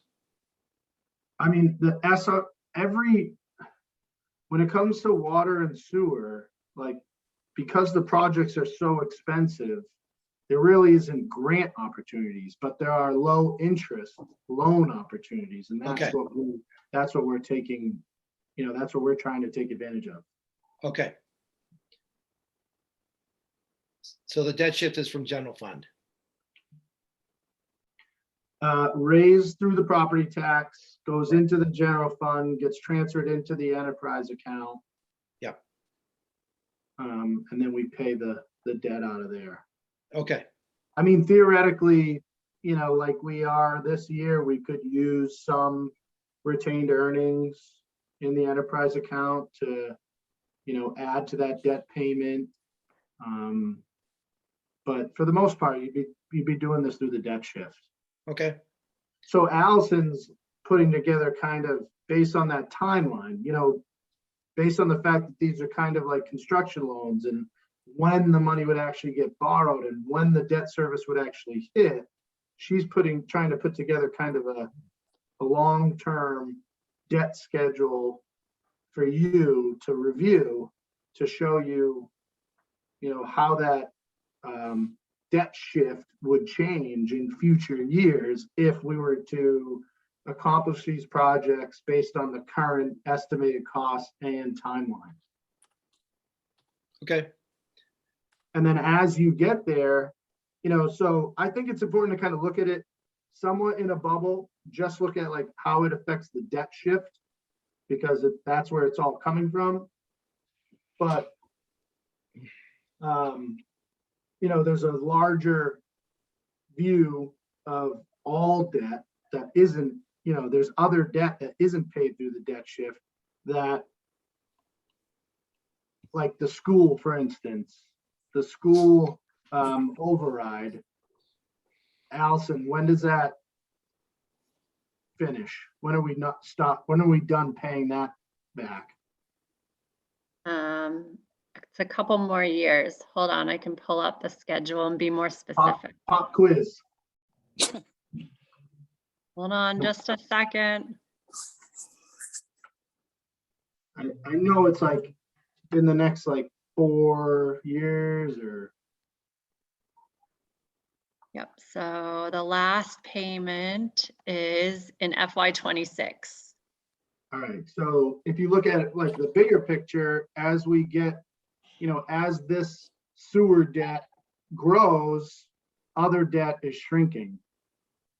So, what is the impact on the ratepayer, the taxpayer, is another analysis. There's two different levels to look at it from.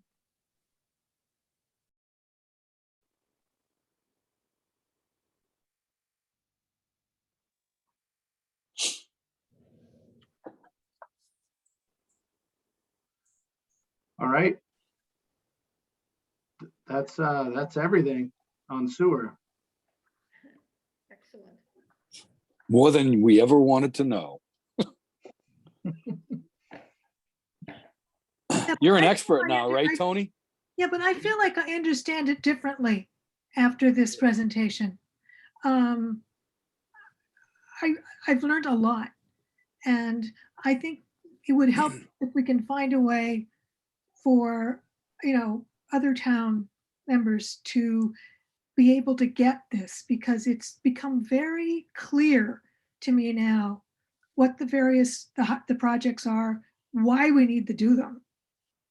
And why we need to I think, Tony, something that also needs to be emphasized, we don't want to lose that SRF. Right. Yeah, That's critical. So we're like at the top of a list where we're going to get something for a lot less money, right? And like the sale could stop if we don't buy it now, sort of. yeah. And so, one of the things that I think Peter was kind of alluding to is, the average Joe concern is, I'm giving you $20 million. You're saying it's for the next 10 years, but once I give you the okay, you kind of have free reign of when you're going to start, issuing that. And so like when it starts hitting my wallet is kind of based on when you start doing these jobs. So your chairman, Bob and I were talking, and we were trying to think of like, is there a way, potentially to include in the language, something that would give the voters more comfort that said, based on the published capital plan, or, X amount in the first 5 years and Y amount in the second 5 years, or, if there was a way to kind of try to provide some comfort, to the I voters. think they would that- like to get some comfort from knowing that we aren't going to come back, or understanding or hoping that we won't come back to them in 5 years looking for more. And the more we can reassure them that we have our hands around this and we know what we're doing, and with your plans, the better they can feel about it, I would think. I agree. I think the tough part is coming back every year and asking for more money. We have a record. And Yeah. unfortunately, we have a record in this town of not being proactive. I mean, I was on the school renovation committee, and there were so many things wrong with the school many years ago, and it was because we just didn't take care of what we had. What town can afford to be? I mean, Right. what town is proactive? The budget constraints. Well, I think it's Yeah. forward thinking. So now you're right, it's difficult because we're so far behind. But if we had been, when we were young as a town and been pretty consistent, we wouldn't be in this bind. So for example, with the Linway job, Wright Pierce and Gioso, the contractor, will put together a maintenance procedure for that job, that, and a schedule that, we, exercising like the air release valves and things of that nature, the mechanical components of it, so that we are addressing them as they come, and it doesn't get so bad like we are now. So that Are would there be guarantees? I mean, can we talk to the public about, such and such a function and functionality is guaranteed?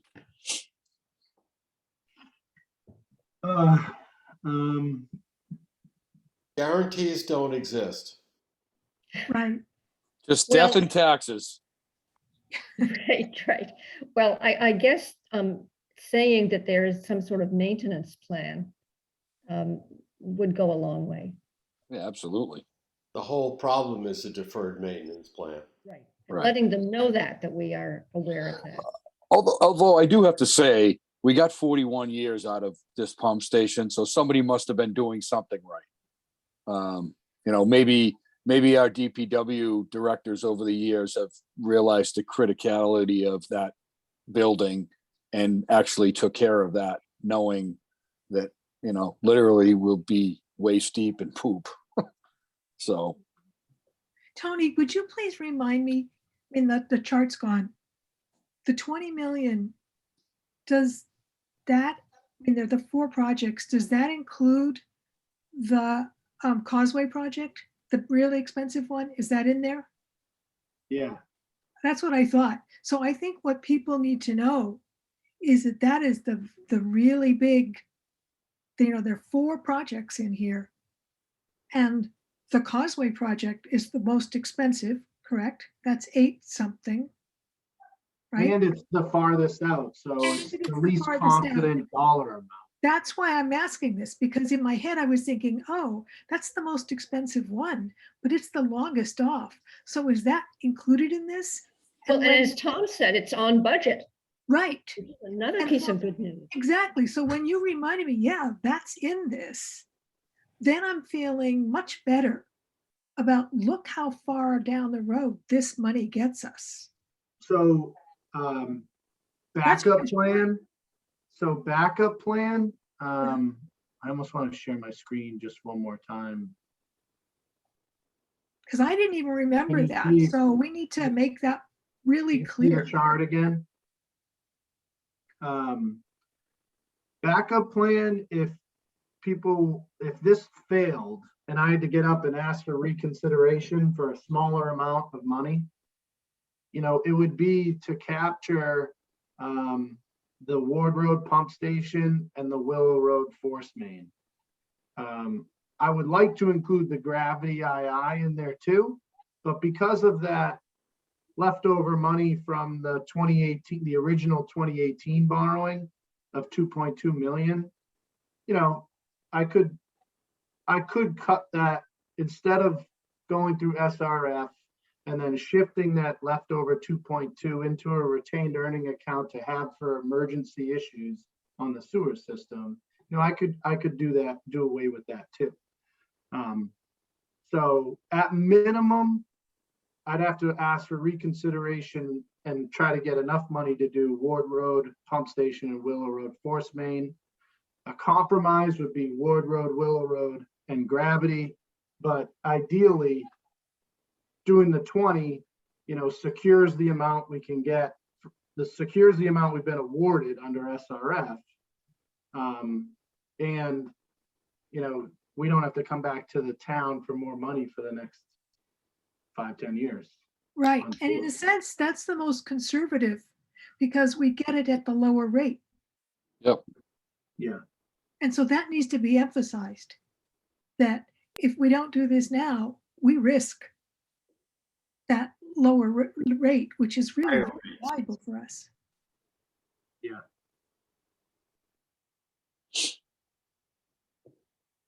Right, but I don't recommend offering options. I don't either. No, that's No. for you.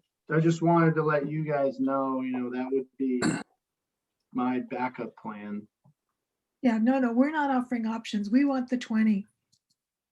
And we want to be able to explain why that is the right amount now that reaches into the future, but it's something we can get now at a very good interest rate. And that's going to save the town money. And that's our job. Yeah.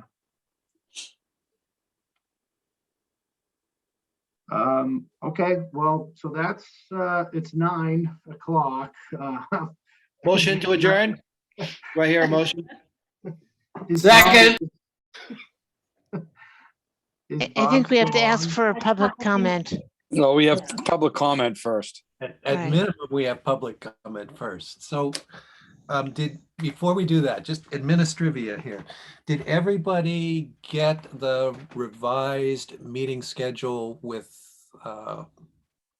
who's scheduled for when and who the liaisons are? Yes, thank you very much, Yes. Bob. And, Okay, and cool. Bob, Thank you. Very helpful. Thank you. and Bob, I did see on that list that I have some tasks. Are there going to be meetings set up prior to with those different department heads? That's the job of the liaison. Okay, well, The yeah, but I'm liaison's job is ideally meet with whoever they are ahead of time, so you understand what their budget is, what they're asking for, what their goals are, all that. And then arrange that they can join us at this meeting on whatever the date scheduled is. okay. Right, So- Bob, then I need to, I'm sorry, go ahead, Peter. I was just gonna say that Judy and I need to get together with the Public Works. But I don't know how to do that this week. Public comment. I honestly can't make it happen. And Bob, you and I need to work on general government and assessors, I guess. Yes, we do. So the assessors asked for more time. I'm gonna try to schedule a meeting with them, hopefully either the end of this week or early next week. If you could send me your availability, that would make it life easier. Well, We also need to think, and I don't know that we want to do it right now, but we're at the point where we should start thinking about 2 meetings a week rather than just one. So all I want to do right now is just ask for a sense of the committee. If we move to 2, are there any preferences? Are there any blackout days? You know, do you like Monday, Wednesday? Do you like Tuesday, Thursday, or some other combination? Tuesday's bad nights for me. Monday, Wednesday? I like Monday, Wednesday myself. Yeah, that Right. sounds good to me too. That'll be fine. Yeah, That'd I be think fine. Monday, Wednesday is better. Yep. I'm chatting with Tom on the side. Tell him he can leave. Is that okay? Tell You guys him, don't have thank any you, other thank you, questions for him? Thank you. Yeah, Good time. thanks, Tom. All Thank right, you. great, Tom. great meeting. Okay, thank you. Have a great night. Yeah, Monday, Wednesday, but here's a question. Are we required to be back in person by April 1st? No, I think they extended that. Let me look.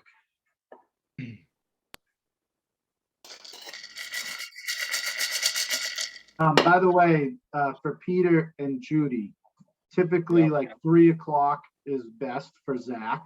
It's right, at the end of their workday. Yeah. And if you guys have any 3 o'clock that works next week, around that time, let me and Kristen know, and we can make sure that Zach is, meets, and that could be by Zoom or in person at the town hall. I can do 4 o'clock on the 30th or 4 o'clock on the 28th. I can't do 3s at all. Would you mind if it was by Zoom in that Oh, it scenario? would certainly have to be by Zoom. Are you still in Florida? No, I am not. Look, I'm long sleeves and turtlenecks, but here's the thing, they're forcing me to work. It's terrible. Yeah, isn't it? Yeah. Yeah, but so they're supposed to present on the 30th, I think. That's according to Right. the schedule. So Right. we need to meet beforehand. Right, so are you Um, good on the 28th or the 28th? Let's see. Oh, Tony, does that work for you? yeah, it does, 4 to 5, I actually have a meeting. Oh. They're forcing you to work too, huh? Yeah, it's so funny. I have literally 3 to 4 is open the entire next week. All right, well then, Peter, you take it. And then, I absolutely trust you. My calendar's booked because I'm traveling the following week. Yeah. Okay. If that's fine, I can do that. Thank you. I appreciate that a lot. No problem. All right, Tony, I'll reach out maybe tomorrow and we'll figure out a time. Yep. Okay. Okay, so I'm gonna rework the schedule a little bit, assuming 2 meetings a week, not next week, but beginning the following week. By the way, the order that allows you to meet virtually was extended until July 15th. Cool. Good. Brings us right through town meeting. And then some. Oh, that's Right. excellent. Good. That's very good. Okay, yeah, good. So I guess what, public forum? Is there anyone left? I haven't looked. Kathy Martin's still on. Austin's still here. Zach is here. Austin. Yeah.